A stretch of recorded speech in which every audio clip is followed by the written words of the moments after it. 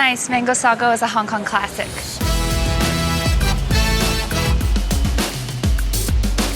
唔該，可唔可以俾一個楊枝甘露？哦，好，多謝晒。唔該晒。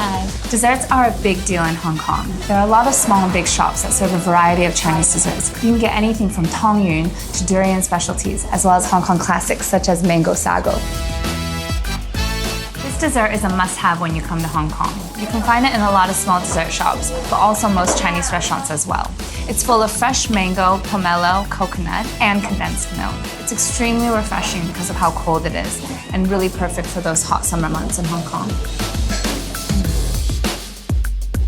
It tastes like having fresh, ripe fruit, but balanced with the pomelo because the pomelo is a little bit sour too, so the sweetness is not too overwhelming. And the sago balls actually taste like boba. A funny story about this is that it was actually created by a famous Hong Kong restaurant group that opened in Singapore.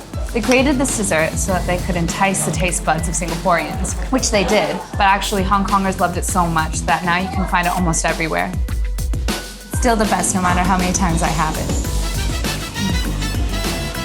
All right, let's go.